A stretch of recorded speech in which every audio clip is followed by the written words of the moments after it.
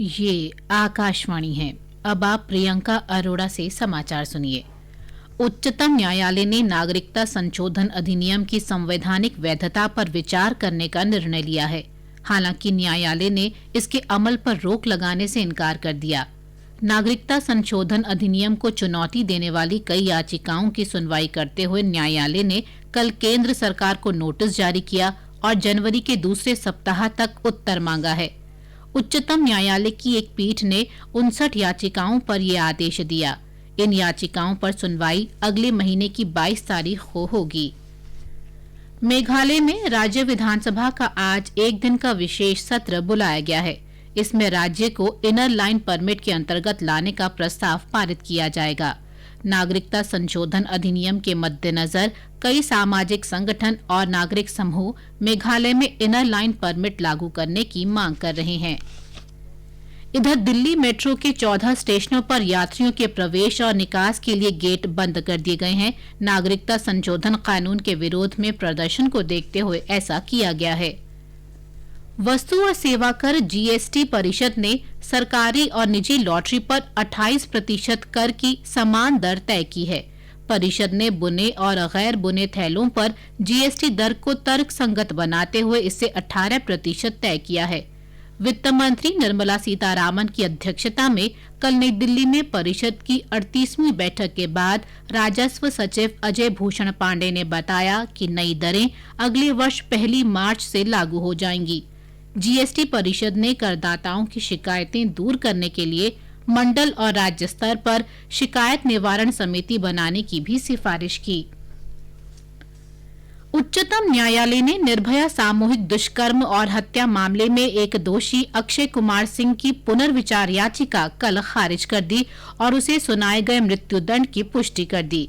अक्षय कुमार ने मौत की सजा को 2017 में उच्चतम न्यायालय द्वारा सही ठहराए जाने के फैसले की समीक्षा के लिए याचिका दायर की थी। इसके साथ ही उच्चतम न्यायालय ने इस मामले के सभी 4 अभियुक्तों की मौत की सजा की पुनर्विचार याचिका खारिज कर दी है। झारखंड में विधानसभा चुनाव के 5वें और अंतिम चरण के लिए कल होने वाले मतदान की सभी तैयारियां पूरी कर ली गई हैं। इस चरण में संथाल परगना क्षेत्र के 16 निर्वाचन क्षेत्रों में वोट डाले जाएंगे। 5 विधानसभा निर्वाचन क्षेत्रों में मतदान सुबह 7 बजे से दोपहर बाद 3 बजे तक चलेगा। शेष 11 सीटों पर शाम 5 बजे तक वोट डाले जाएंगे। राष्ट्रपति रामनाथ कोविंद की अध्यक्षता में महात्मा गांधी की 150वीं जयंती समारोह की संयोजन समिति की दूसरी बैठक आज नई दिल्ली में होगी। पुर्तगाल के प्रधानमंत्री अंतोनियो कोस्टा भी इसमें भाग लेंगे। समिति की पहली बैठक में गांधी जी की 150वीं जयंती के सिलसिले को आगे बढ़ाने के लिए प्रधानमंत्री की अध्यक्षता में एक छोटी कार्यकारी समिति गठित करने का निर्णय लिया गया था। राष्ट्रपति रामनाथ कोविंद ने गोवा को औपनिवेशिक शासन से मुक्ति दिलाने के संघर्ष में अपने जीवन का बलिदान देने वाले सेनानियों को श्रद्धांजलि दी है। आज गोवा मुक्ति दिवस के अवसर पर श्री कोविंद ने भारतीय सशस्त्र सेनाओं के पराक्रमी प्रयासों को नमन किया।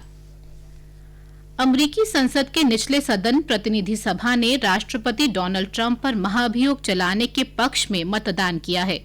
उन पर यूक्रेन से जुड़े मामलों में सत्ता के दुरुपयोग और कांग्रेस के कार्य में बाधा पहुंचाने का आरोप है।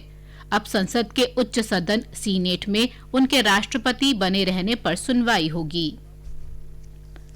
भारत और अमेरिका परस्पर सहयोग तथा रक्षा व्यापार और मजबूत करने पर सहमत हो गए हैं।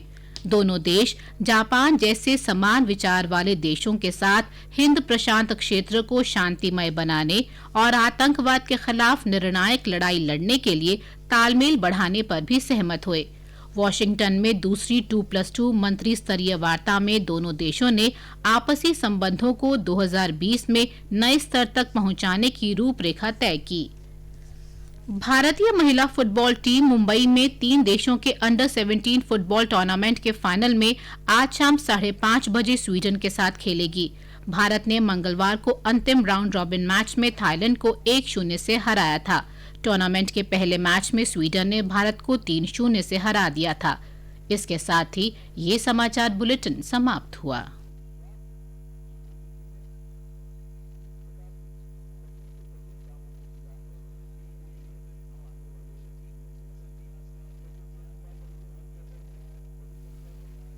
Welcome to our program International News, where we bring you news from across the globe. I am VC Pramod.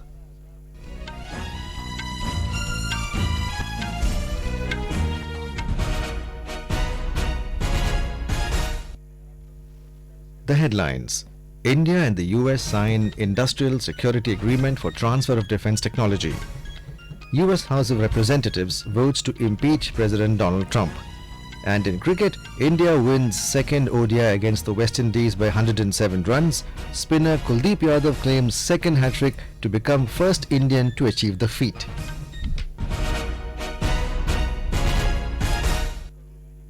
India and the United States have agreed to deepen bilateral cooperation and increase defense trade. They also agreed to intensify their coordination with like-minded countries like Japan for a peaceful Indo-Pacific region and to put up a decisive fight against terrorism. The second 2+2 India-US ministerial dialogue in Washington chalked out a pathway to take the bilateral relationship between the two countries in 2020 to a new level. Number of agreements ranging from greater interaction between elected representatives, Industrial Security Annex ISA for collaboration in space, science and water, and people-to-people contact were signed. The two sides also inked an industrial security agreement that will allow the transfer of defense technology. After conclusion of the dialogue, U.S. Secretary of State Mike Pompeo told reporters that the U.S. value India's perspective on security in the Indo-Pacific region. External Affairs Minister Jaishankar said India welcomes the United States as a founding member of the coalition for disaster-resilient infrastructure, which will enhance its effectiveness in the regions and preparedness against natural disasters. Counter-terrorism effort was also discussed at the meeting, and these have been boosted by a growing consensus on the nature of terror threats in the region and the dangers of cross-border terrorism and sanctuaries. I appreciate very much the sentiments expressed by Secretary Pompeo on the 11th anniversary of the 26/11 Mumbai attack. The U.S. House of Representatives voted to impeach President Donald Trump.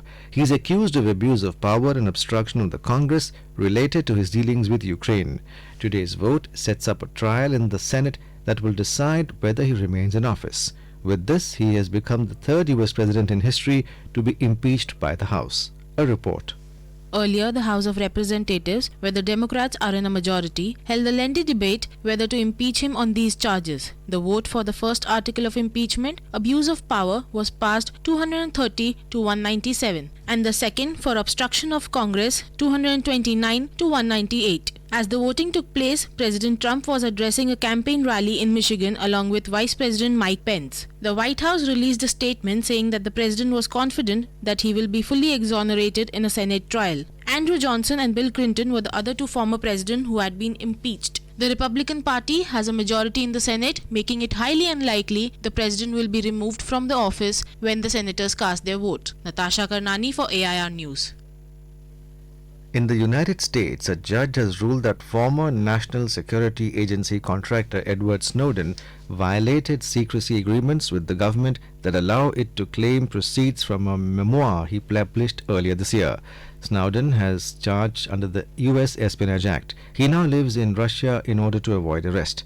U.S. District Judge Liam O'Grady in Alexandria, Virginia ruled that Snowden is liable for breach of contract with the government because he published the book Permanent Record without submitting it for a pre-publication review. This is in violation of agreements he signed with both the NSA and the Central Intelligence Agency. In the book, Snowden explains how he viewed himself as a whistleblower by revealing details about the government's mass collection of emails, phone calls, and internet activity in the name of national security. In Panama, rival gang members opened fire in a crowded prison, killing 14 inmates and injuring around a dozen. The Interior Ministry, updating the toll, said on Twitter that the gun battle involving AK-47 automatic rifles and other firearms erupted late Tuesday in La Joita Penitentiary, one of the country's largest prisons east of Panama City. The country's prisons director, Walter Hernandez, said 14 prisoners were wounded, one seriously. La Joita, with some 3,700 inmates, is the most populous prison in the country. This is All India Radio giving you the news. For quick news updates, visit our News on AIR app and follow us on Twitter at AIR News Alerts. You can also visit our website www.newsonair.com and our YouTube channel News on AIR Official. You are listening to our program International News, where we bring you news from across the globe. Stay tuned to our YouTube channel for more updates from across the world. In France, thousands of protesters took to the streets on Tuesday in a pension reform standoff that has sparked nearly 2 weeks of crippling transport strikes. The government reiterated that it will not give in to union demands to drop the overall.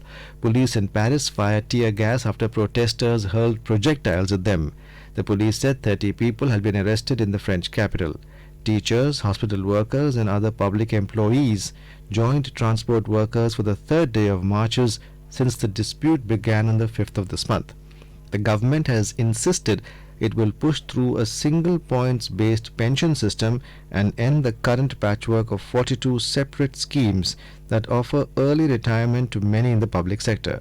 It said the new system will be fairer and more transparent, improving pensions for women and low earners in particular. In Australia, New South Wales authorities have declared a 7-day state of emergency as a record heat wave fanned unprecedented bushfires raging across the region. The New South Wales Premier Gladys Berejiklian said the state of emergency is due to a catastrophic weather condition. She said the biggest concern over the next few days is the unpredictability with extreme wind conditions and extremely hot temperatures. Authorities predicted more intense heat today and later in the week. Parts of New South Wales, of which Sydney is the capital, are forecast to hit temperatures in the mid-40s today. Tuesday experienced the hottest day on record with average maximum temperature of 40.9 degrees Celsius. It is the second such declaration in New South Wales since last month. Australia yesterday experienced its hottest day on record with the national average temperature reaching a high of 40.9 degrees centigrade. The country's Bureau of Meteorology said extensive heat exceeded the previous record of 40.3 centigrade set on 7 January 2013. The record comes as the nation battles a severe drought and bushfire crisis. Forecasters had predicted the most intense heat would come later in the week, meaning the record could be broken again. In Hong Kong, 5 people were killed and dozens injured today when a double-decker bus smashed into a tree. The city's hospital authority said it had activated its major incident plan in response to the crash.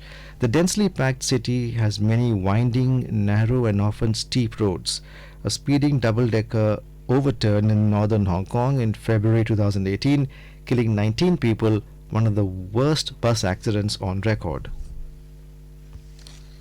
This is All India Radio giving you the news.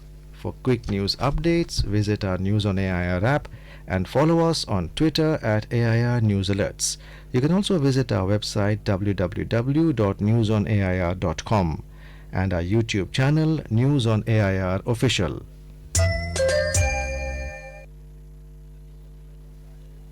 You are listening to our program International News, where we bring you news from across the globe.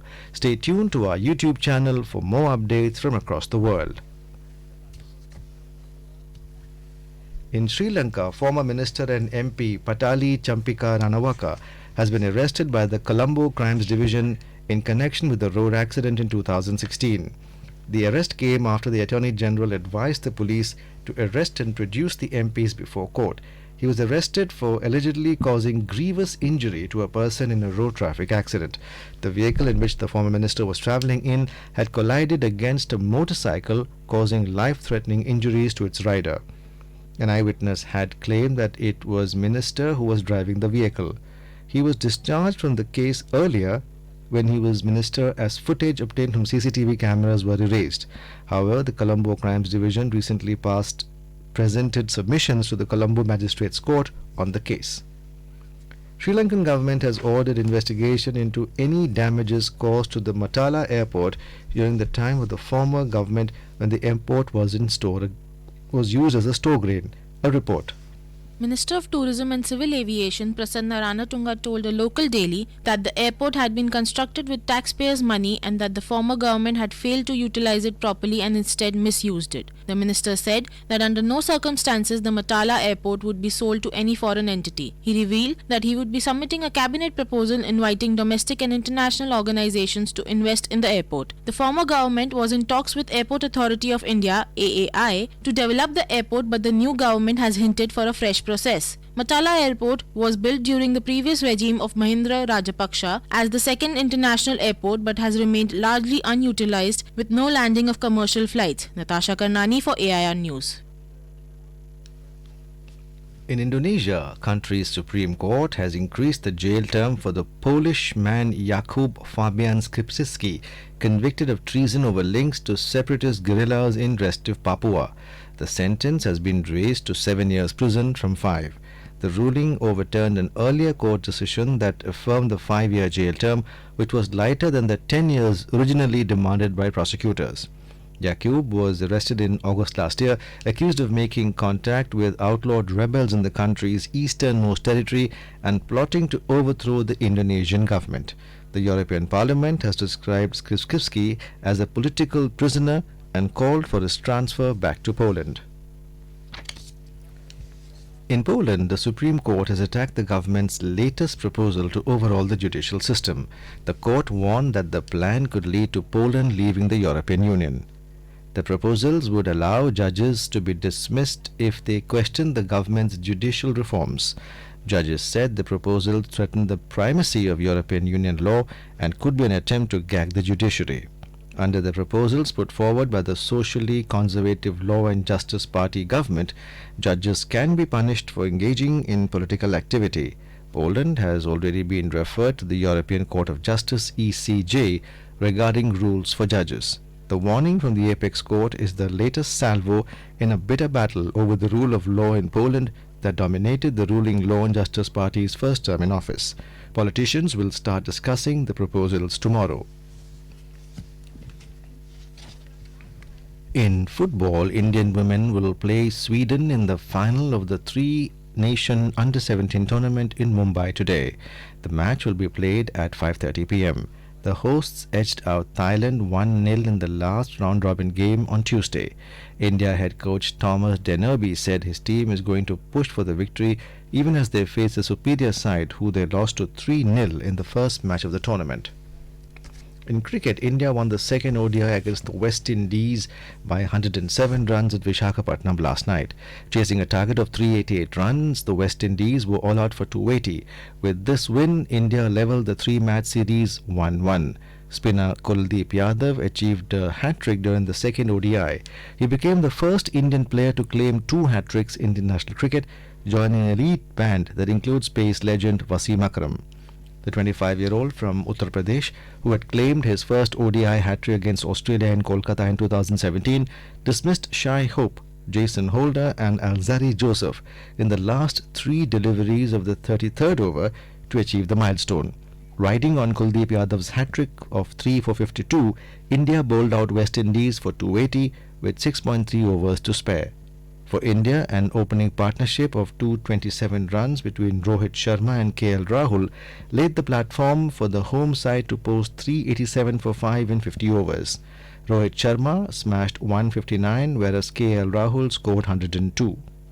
Later, fireworks were provided by Shreyas Iyer with 53 and Rishabh Pant 39 after captain Virat Kohli fell for a golden duck.